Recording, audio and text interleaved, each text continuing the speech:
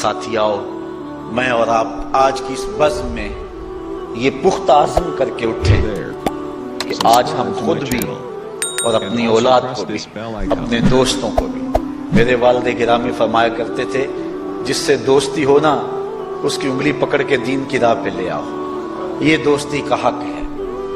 اس کے لیے آپ بہت کچھ کرتے ہیں لیکن اگر اس کو دین نہیں دیا تو کچھ بھی نہیں دیا۔ کوشش کرو میرا دوست ہو اور جہنم میں جائے۔ والدین بچے کے مستقبل کے لیے کتنی کوشش کرتے ہیں، لاکھوں روپیہ لگاتے ہیں مستقبل ٹھیک ہو تو، کرتے ہیں کہ نہیں کرتے؟ یونیورسٹیوں کے اندر، کالجوں کے اندر کتنی بھاری فیسیں بھرتے ہیں، کیوں اتنا کچھ کیوں کر رہے ہو؟ میں نے دیکھا بوڑھا باپ اپنی کمر پہ بوریاں لاد کے مزدوری کرتا ہے، مائیں اپنا زیور بیچ رہی ہیں کہ اولاد پڑ جائے۔ میاں اتنا کچھ کیوں کر رہے ہو؟ جی مستقبل ٹھیک ہو جائے۔ یہ مستقبل کتنا ہے؟ 20-25 سال کا، اور جو اصل مستقبل ہے اس کی فکر ہی نہیں کسی کو۔ اصل مستقبل تو وہ ہے، اللہ اکبر، بیرون ملک جائے بیٹا تو ماں کہتی ہے بس دعا کرو کہ میرا بیٹا خیریت سے پہنچ جائے۔ بیٹی کی شادی کرتی ہے تو ماں کہتی ہے دعا کرو کہ اپنے گھر میں اس کو چین مل جائے۔ کسی کا انٹرویو ہوتا ہے، لوگ کہتے ہیں جناب دعا کرو کہ اس انٹرویو میں وہ کامیابی سے گزر جائے۔ میں کہتا ہوں جب قبر میں اترتا ہے پھر کسی نے آ کر کبھی نہیں کہا کہ دعا کرو مشکل گھڑی آ گئی ہے خیریت سے گزر جائے۔ اصل امتحان تو یہ ہے، اگر اس امتحان سے گزر گیا تو کامیابی اور بامرادی۔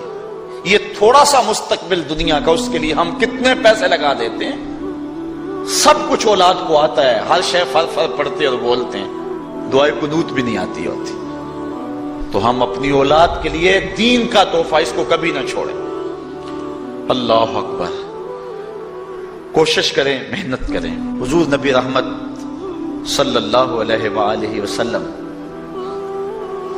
نے ان بد عمل واعظین کی بات بھی کی ہے کہ جو لوگوں کو نیکی کا حکم دیتے ہیں خود اس پہ عمل نہیں کرتے۔ آج ہمارے کچھ واعظین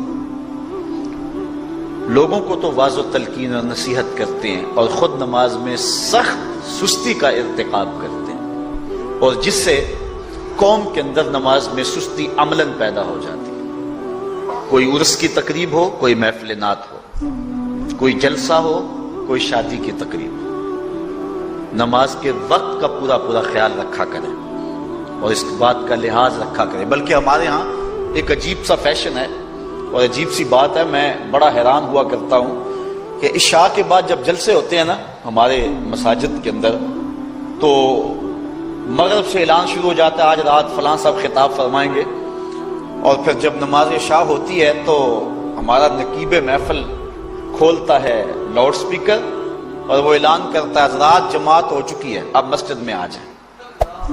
یعنی یہ نماز کو ہلکا کرنے والی بات ہے۔ انہوں کو کہا جا رہا ہے کہ بلکہ بعض تو کہہ دیتے ہیں جس کا تمہیں ڈر تھا وہ گزر گئی ہے، اب آ جاؤ، کیا لینا ہے جلسے میں آ کر اگر نماز ہی نہیں پڑھنی ہے تو۔ ممبر و محراب کے جو ذمہ دار ہیں ان سے جو ہے وہ عجیب و غریب قسم کی جو ہے وہ حرکات سکنات سرزد ہو رہی ہیں۔ یہ جو جہل نقیبوں کا ایک غول آ گیا نا، یہ بھی ایک بہت بڑی مصیبت ہے۔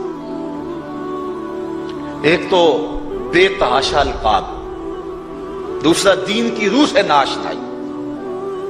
وہ کسی نے کہا تھا نا کہ پہلے حضرت غوث پاک ولی بناتے تھے، چور سے کتب بناتے تھے، آج کل ہم بناتے ہیں۔ کہا تم کیسے؟ کہا ہمیں پتا ہوتا ہے یہ چور بیٹھا ہوا ہے، کہتے ہیں غوث زمان اور کتب دوران۔ بے تحاشا اور بے تکا انداز، اور پھر دین کی روح سے یہ ناشنائی کہ باقاعدہ اعلان ہوتا ہے جناب جماعت ہو چکی اب تو آ جاؤ۔ تو کیا کرتا ہے ساری رات جاگ کے اگر عشاء کی نماز ہی نہیں پڑھی تو نماز کو ہلکا کیا گیا ہے۔ اسی طرح جلسہ لمبا ہو رہا ہے اور نماز کا وقت سکڑ رہا ہے۔ ان چیزوں کا التزام کرنا ہے، ہم نے کوشش کرنی ہے۔ اور یہ بھی ایک مصیبت ہے کہ دربار بڑا اونچا ہے اور مسجد کے اندر جانوروں کی بینٹیں پڑی ہوئی ہیں۔ حیثیت تو مسجد کی ہے، دربار کی تو ثانوی حیثیت ہے۔ دربار پہ 3 کروڑ روپیہ لگا ہوا ہے اور مسجد میں چٹائیاں بھی موجود نہیں۔ اپنے بھی خفا مجھ سے ہیں بیگانے بھی ناخوش، کہ زہر حلال کو کبھی کہہ نہ سکا کند، بات وہی کہتا ہوں سمجھتا ہوں جسے حق، میں ابلہ مسجد ہوں نہ تہذیب کا فرزند۔ بے تحاشا اور بے تکا انداز اور پھر دین کی روح سے یہ ناشنائی کہ باقاعدہ اعلان ہوتا ہے جناب جماعت ہو چکی اب تو آ جاؤ. تو کیا کرنا ہے ساری رات جاگ کے اگر عشاء کی نماز ہی نہیں پڑھی تو نماز کو ہلکا کیا گیا ہے.